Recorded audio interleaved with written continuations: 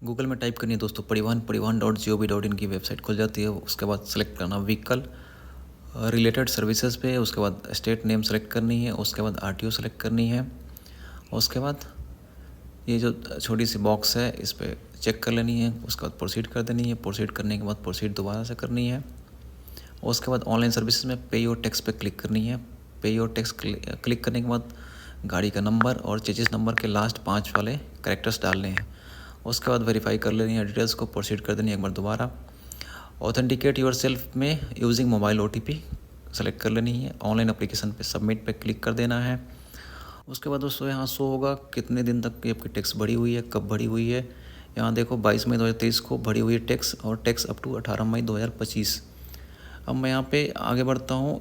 Enter the number of month में 1 कर देना है। उसके बाद MB टैक्स पे क्लिक करोगे, लमसम 2 ईयर। अगर आपको ज़्यादा दिन का भरना है, यहाँ पे मेरा 2 साल का दिखा रहा है 21,696। अगर आपको ज़्यादा दिन का भरना है, 2 साल से ज़्यादा भरना है, तो enter the number of month है, उसको अगर आप 2 कर दोगे तो 2 × 2 4 ईयर्स हो जाएगा। अगर 3 करोगे तो 2 × 3 6 ईयर्स के लिए हो जाएगा। ऐसे ही करके यहाँ पे रोड सेफ्टी टैक्स में भी लमसम 2 ईयर्स, मैंने 2 साल का आगे का भर रहा हूँ, 19 मई 2025 से 18 मई 2027 तक का।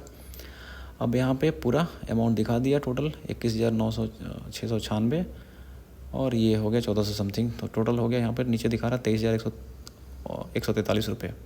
कन्फर्म पेमेंट पे क्लिक करो। पेमेंट पे क्लिक करने के बाद कन्फर्म पेमेंट पे क्लिक करना है, और ये जो छोटी सी एक बॉक्स बनी है उसको भी टिक कर लेना है। अब मैं टिक कर लिया, कन्फर्म पेमेंट पे क्लिक कर देता हूँ। कन्फर्म पेमेंट पे क्लिक कर दिया।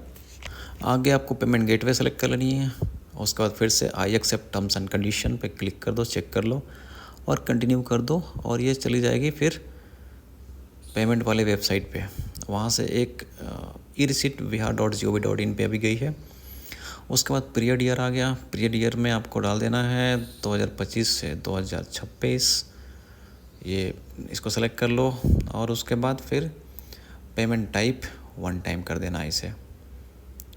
इस पर क्लिक करो और 1 टाइम कर दो। ई पेमेंट पे क्लिक करो। उसके बाद पेमेंट के जो बैंक है आपका, जिस बैंक से आप पेमेंट करना चाहते हो, मैंने स्टेट बैंक सेलेक्ट कर दिया है। उसके बाद आपको सबमिट कर देनी है। उसके बाद नेट बैंकिंग आ गया। अब यहाँ पे नेट बैंकिंग के आप क्रेडेंशियल्स डालो, अपने ID पासवर्ड डालो और कंफर्म कर दो, और ये पेमेंट आपका कट के सक्सेसफुल हो जाएगा। पेमेंट होने के बाद दोस्तों इसी बैंक वाली वेबसाइट पे ही आपको वेट करना है, ना ही बैक बटन दबाना है, ना ही रिफ्रेश करना है।